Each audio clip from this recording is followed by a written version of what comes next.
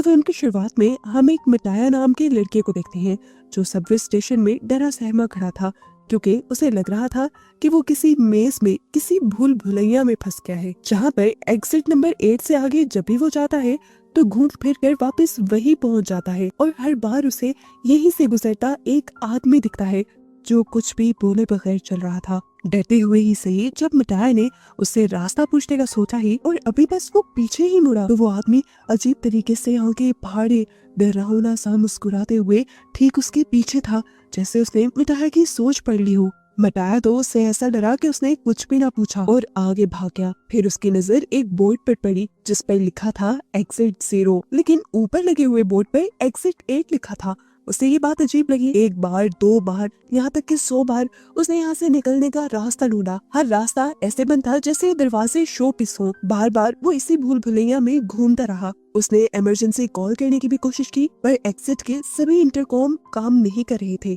और उसके अपने फोन में भी किसी किस्म के सिग्नल नहीं थे।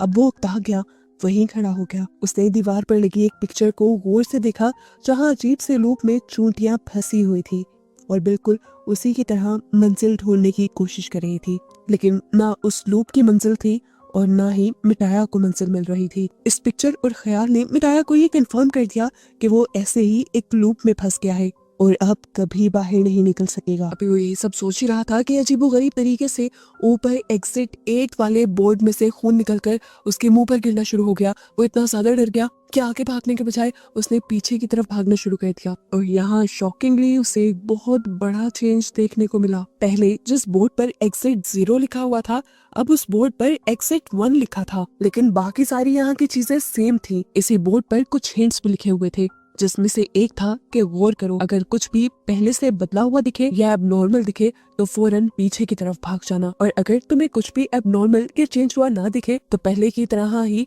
एग्जिट 8 की तरफ बढ़ते रहना। मियाटा समझ आता है कि उस टाइम उस रेड लिक्विड का गिरना एबनॉर्मलिटी थी। वो डरकर जो पीछे भागा, इसी वजह से वो 0 से एग्जिट 1 तक आ गया। ये सब सोचते हुए उसके अंदर एक उम्मीद जागी कि वो जल्दी यहाँ से बाहर निकल सकता है। वो अब दोबारा एग्जिट 8 की तरफ बढ़ा। उसे कुछ चेंज नहीं लगा तो आगे बढ़ता रहा और जब एग्जिट 0 वाले बोर्ड तक पहुंचा तो शॉक रह गया। जहाँ पहले एग्जिट 1 लिखा आ रहा था वो वापस 0 हो गया था। मतलब उसने कुछ गलत किया था। वो समझ गया कि ये मेज बिल्कुल किसी गेम की तरह है। जैसे एक गलती गेम एंड करके 0 पर पहुंचा देती है, ऐसे ही उसकी भी एक गलती उसे 0 तक ले जाएगी। गेम के रूल्स को फॉलो करना और ध्यान लगाकर खेलना उसके लिए जरूरी था अगर उसे इस मेज से जान छुड़वानी थी। सोच समझकर उसने अपना मोबाइल निकाला और हर छोटी बड़ी चीज की तस्वीर लेना शुरू कर दी ताकि जब वो दोबारा यहाँ से निकले तो चेंज को देख पाए। यहाँ तक कि उसने उस इंसान की भी पिक्चर ली जो बार बार एग्जिट 8 के बोर्ड के नीचे से उसके सामने से गुजर रहा था। अभी तक उसे कुछ एबनॉर्मल या कुछ चेंज हुआ हुआ नहीं दिखा तो वो आगे बढ़ा और जब दूसरे एग्जिट बोर्ड तक पहुंचा तो फाइनली उस पर 1 लिखा आ रहा था। यानी उसका गेस बिल्कुल ठीक था, पहले कुछ चेंज नहीं हुआ था और उसने लेवल 1 पार कर लिया था। लेवल 2 के लिए वो जानता था कि उसे दोबारा यहीं पर घूमना है और चेंज देखना है। अब आगे बढ़कर वो जैसे ही अपना मोबाइल निकालता है पिक्चर्स को देखकर यहाँ पर चेंज ढूंढने के लिए, तो देखता है कि उसकी मोबाइल में आई हुई सभी पिक्चर्स ब्लर हो गई थी जिनमें अब कुछ समझ नहीं आ रहा था। वो समझ गया कि उसे ये गेम जीतने के लिए सिर्फ अपने दिमाग का इस्तेमाल करना है। अभी वो यही सब सोच रहा था कि उसने देखा कि वो आदमी जो हमेशा एग्जिट 8 के नीचे वाले बोर्ड के नीचे से गुजरता था वो वहीं पर रुका हुआ था। उसे फौरन समझ आ गया यही चेंज है, इसलिए वो फौरन पीछे के रास्ते पे भागा। लेकिन डराने वाली बात ये थी कि वो आदमी उसका पीछा करने लगा था, कुछ इस तरह से कि वो चलता भी नहीं था, लेकिन जब जब मिटाया पीछे की तरफ देखता था तो वो आदमी ठीक उसके पीछे हुआ करता था। डरकर मिटाया गिर भी गया। जब वो उठा तो उसने देखा कि वो एग्जिट 0 वाले बोर्ड तक पहुंच गया है जहाँ पर अब फाइनली 2 लिखा हुआ आ रहा था और उसके पीछे वो आदमी भी नहीं रहा था, जिसका मतलब उसने एक और लेवल पार कर लिया था। 2 लेवल्स को पार करने के बाद मियाटा का कॉन्फिडेंस और भी ज्यादा बढ़ जाता है।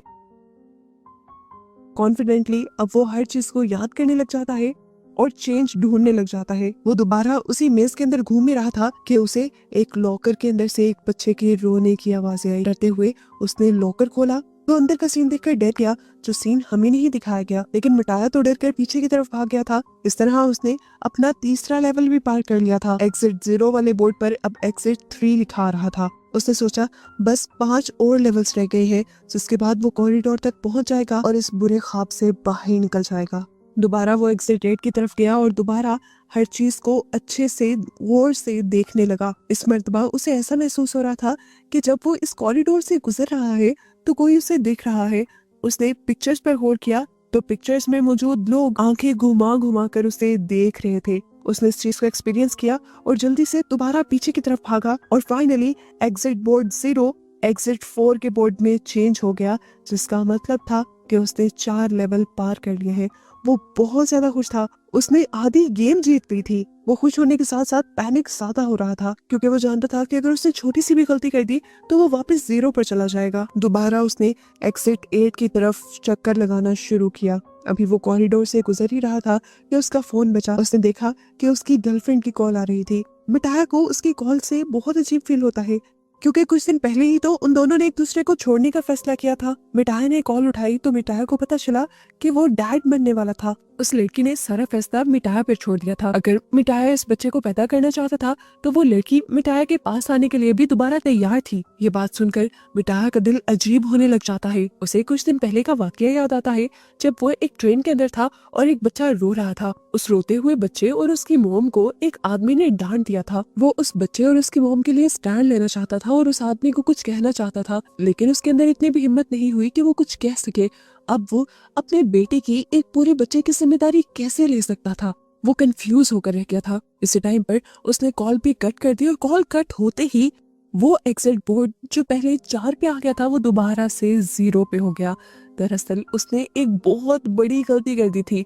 वो पहले से ही जानता था कि मेज में कोई सिग्नल नहीं आ रहे और यहाँ पर उसकी गर्लफ्रेंड की कॉल आ जाना ही सबसे ज्यादा चेंज था और यही चेंज उसने मिस कर दिया और वो वापस एग्जिट बोर्ड तक नहीं आया। और अब जहां वो पहले आधे लेवल पार कर चुका था वो दोबारा 0 पर आ चुका था। उसे पूरी गेम दोबारा खेलनी थी। मियाटा इस चीज से इतना फ्रस्ट्रेटेड हो जाता है कि बैठकर जोर जोर से चिल्लाने लग जाता है। उसे इस मेज को पार तो करना था लेकिन अब उसके अंदर कोई भी मोटिवेशन नहीं रही थी। मरे हुए कदमों के साथ वो आगे बढ़ता तो रहा लेकिन उसे अब इस मेज के अंदर कोई डिफरेंट चीज नहीं दिखाई दी। कॉरिडोर का टर्न लेने के बाद उसे यहाँ पर एक बच्चा दिखाई दिया और वो फौरन बैक एग्जिट की तरफ भागा, लेकिन उसने देखा कि एग्जिट बोर्ड पर अभी भी 0 का ही नंबर शो हो रहा था, यानी वो बच्चा कोई भी चेंज नहीं था। पता चला कि वो बच्चा बिल्कुल मियाटा के ही तरह इस मेज में फंसा हुआ था और वो भी वहाँ से निकलने की ही कोशिश कर रहा था। मियाटा को यहाँ पर वो आदमी भी नजर आता है जो हमेशा से सूट बूट पहने उसके सामने से गुजरता है। इस पॉइंट पर मियाटा समझ जाता है कि वो आदमी भी इस मेज का हिस्सा नहीं था बल्कि बिल्कुल मियाटा और इस बच्चे की ही तरह इस मेज में फंसा हुआ था और वो भी यहाँ से निकलने के ही रास्ते ढूंढ रहा था। हमें दिखाया गया कि सूट बूट पहना वो आदमी और ये बच्चा पहले एक टीम की तरह काम करते थे। उन्हें भी बार बार इस मेज में एक लड़की दिखाई देती थी जो उनकी तरह यहाँ से निकलने की कोशिश नहीं कर रही थी। उस आदमी ने जब लड़की से पूछा कि तुम यहाँ से निकलने की कोशिश क्यों नहीं कर रही, तो उस लड़की ने जवाब दिया, रोज ट्रेनों के धक्के खाती हूँ, जॉब पे जाती हूँ, इतनी टफ जिंदगी है, मुझे नहीं लगता कि मुझे उस टफ जिंदगी में वापस जाना चाहिए। मैं इस मेज में काफी रिलैक्स हूँ। लड़की ये बात ही कर रही थी कि आहिस्ता आहिस्ता उसकी आवाज बदलने लगी। वो बार बार वही जुमला कहने लगी जो वो एक मर्तबा बोल चुकी थी। उसकी आवाज जब भारी होकर मर्दों वाली आवाज में बदली तो इस आदमी को समझ आया कि ये यहाँ पर अबनॉर्मेलिटी है और वो बच्चे को लेकर फौरन बैक एग्जिट के बोर्ड की तरफ भागा। उन्हें दिखाया गया कि उनके एग्जिट बोर्ड पे अब 6 का नंबर आ रहा था, यानी वो गेम जीतने के बहुत करीब आ चुके थे। एक मर्तबा दोबारा ये पूरे मेज का चक्कर लगाते हैं। इस मेज में क्या चेंज हुआ था वो ढूंढने की कोशिश करते हैं। दोबारा उन्हें यहाँ से वो लड़की गुजरते हुए नजर तो आती है लेकिन वो लड़की उनसे कुछ बात नहीं करती। बच्चा देखता है कि यहाँ डोर्स के हैंडल अजीब तरीके से लगे हुए थे। बच्चा उस बड़े आदमी को ये बात बताने की भी कोशिश करता है लेकिन वो आदमी बच्चे की बात को इग्नोर करते हुए उसे आगे ले जाता है और ऐसे उसकी इतनी सी इग्नोरेंस, इतनी सी गलती उसकी सारी गेम को पीछे ले जाती है और उसका एग्जिट बोर्ड दोबारा 0 नंबर पर आ जाता है। यानी वो गेम हार चुका था और उसे अब रीस्टार्ट करना था। वो आदमी अब टूट गया, उकता चुका था वो। उसने भी चीख मारी लेकिन यहाँ से निकलना जरूरी था तो एक मर्तबा दोबारा इस गेम को खेलने के लिए वो तैयार हुआ। उसने बच्चे का हाथ पकड़ा और दोबारा इस मेज में चलने लगा। मजेदारी की बात थी कि अब उसे ऊपर जाने का एक रास्ता भी नजर आ गया था। वो बहुत ज्यादा खुश हुआ। सीढ़ियां चढ़कर वो ऊपर जाना चाहता था, लेकिन बच्चा उसे समझाता रहा कि ये गेम है, ये अब नॉर्मेलिटी है, हमें वापस पीछे की तरफ मुड़ना है रूल्स के मुताबिक। लेकिन इस बड़े आदमी ने उस बच्चे की बात नहीं सुनी और वो सीढ़ियां चढ़ गया और उसकी वजह से वो इस मेज में ही फंसा रह गया। वो बच्चा जो एग्जिट बोर्ड की तरफ गया था, उसने देखा कि एग्जिट बोर्ड पर अब 0 के बजाय 1 आ गया था, यानी ये बच्चा ठीक था।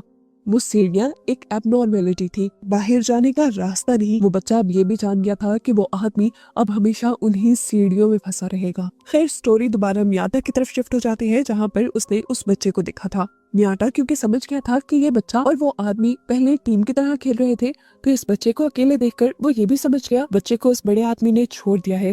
उसे बच्चे के लिए बिल्कुल अच्छा फील नहीं हुआ। अब वो बच्चा मियाटा का साथी बन गया और मियाटा ने जल्दी रियलाइज किया कि इस बच्चे का IQ बहुत तेज है, यानी ये बच्चा बहुत ज़हीन है और वो छोटे से छोटा चेंज भी बहुत ही आसानी से पकड़ लेता है। बच्चे की स्किल्स का इस्तेमाल करते हुए ये लोग जल्द ही पहला और फिर दूसरा लेवल भी पार कर देते हैं। और जब तीसरा लेवल पार करने के लिए वो इस मेज के अंदर घूम रहे थे, तो एकदम से मेज की लाइट फ्लिकर करने लगी, जलने बुझने लगी। बच्चों के रोने के साथ साथ चूहों के अजीबो गरीब तरीके से बोलने की आवाजें यहाँ आने लगी थी। मियाटा ने अपने फोन की लाइट ऑन की तो उसे वो आदमी भी बहुत ही अजीबो गरीब तरीके से खड़ा हुआ दिखाई दिया। मियाटा डर गया और फौरन उस बच्चे का हाथ पकड़कर पीछे की तरफ भागा और उसे पता चला कि उसने एक और लेवल पार कर लिया था। वो सब कुछ जो हुआ था, जिनसे ये दोनों डर गए थे, वो सिर्फ इनका एक इम्तिहान था। इन्होंने नेक्स्ट राउंड के लिए मेज में घूमना स्टार्ट किया और इनके सामने एक औरत आ गई। मियाटा समझ गया कि ये औरत भी यहाँ एबनॉर्मेलिटी ही है और इन्हें पीछे ही मुड़ना है। लेकिन वो बच्चा वो रोने लगा और उस औरत के पास जाने लगा। वो बच्चा बहुत ज्यादा इमोशनल हो रहा था, इसलिए मियाटा उसे उठाकर पीछे की तरफ भाग गया और इस तरह इन्होंने एक और लेवल क्रॉस कर लिया। लेकिन ये लेवल क्रॉस करने के बाद भी, आधी गेम जीतने के बाद भी मियाटा को कोई खुशी नहीं हो रही थी, क्योंकि उसे बच्चे की टेंशन होने लगी थी जो अपनी माँ से दूर था। उसे बच्चे पर तरस आया और उसने उस बच्चे का हाथ मजबूती से पकड़ लिया और अपने से ये वादा किया कि वो इस बच्चे को इसकी मोम तक पहुंचा कर ही रहेगा। अगली मर्तबा जब ये इस मेज में घूम रहे थे, तो हैरानी की बात थी, कोई चेंज उन्हें यहाँ नहीं नजर आ रहा था। लेकिन उस लड़के ने देखा कि ऊपर जो एग्जिट 8 का बोर्ड लगा था, इस टाइम उस पर 8 उल्टा लिखा हुआ था। इतना छोटा सा चेंज जो कोई भी इग्नोर कर देता, वो इस बच्चे की जहानत पकड़ लेती है और ये लोग फौरन पीछे की तरफ मुड़ जाते हैं और इस तरह ये लोग लेवल 6 को भी क्रॉस कर लेते हैं। अब बस 2 लेवल रह गए थे। मियाटा जानता था कि उसके बाद वो इस मेज से आजाद हो जाएगा, अपनी दुनिया में वापस आ जाएगा। पर पता नहीं क्यों उसके अंदर की फीलिंग्स बहुत ही अजीब थी। वो मेज का जब दोबारा चक्कर काटने ही लगा, तो एकदम से पीछे से पानी का सैलाब आ गया। मियाटा फौरन इस बच्चे को लेकर वापस जाना चाहता था, लेकिन वो बच्चा गिर गया और सैलाब के अंदर आ गया।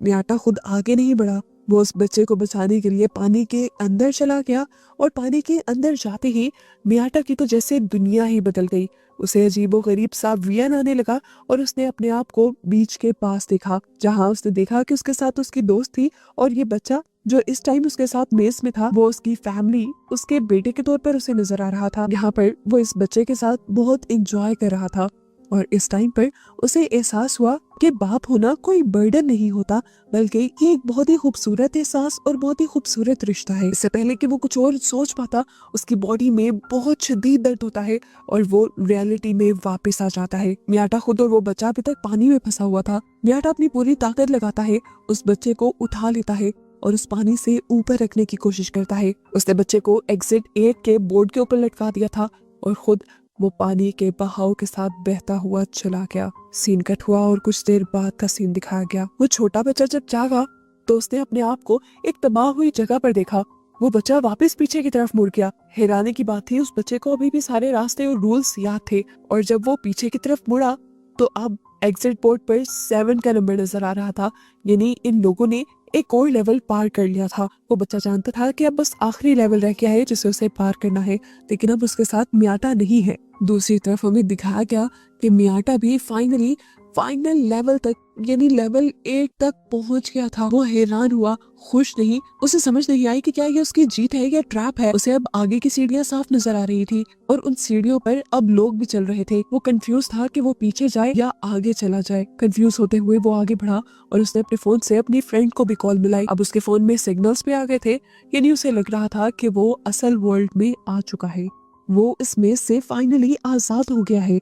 उसकी फ्रेंड जब कॉल उठाती है तो म्याटा कहता है कि मैं इस रिस्पॉन्सिबिलिटी को लेने के लिए तैयार हूँ। म्याटा को रियलाइज हो गया था कि वो एक फादर बनने के लिए तैयार है। म्याटा अब मेट्रो के अंदर चला जाता है, लेकिन अजीब बात यह होती है कि म्याटा को इस मेट्रो के अंदर सारी चीजें ऐसी नजर आती हैं जैसे वो पहले इन सारी चीजों को देख चुका हो।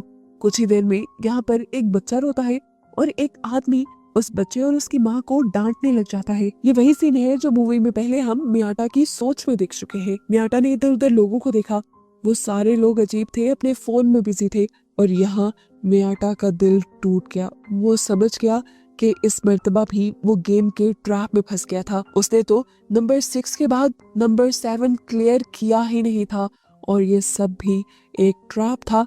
वो एक लूप में फंस चुका था और उसने बहुत बड़ी गलती कर दी थी। एबनॉर्मलिटी देखकर वो एग्जिट बोर्ड की तरफ वापस नहीं गया बल्कि आगे बढ़ता रहा और इस तरह अब वो दोबारा उसी लूप में फंस गया है जिसमें से वो निकलना चाह रहा था। और बस उसी को दिखाते हुए ये मूवी इस मिस्ट्री के साथ यहाँ खत्म हो जाती है कि क्या म्याटा आजाद हुआ भी है या उसी मेज के अंदर फंसा रह गया है।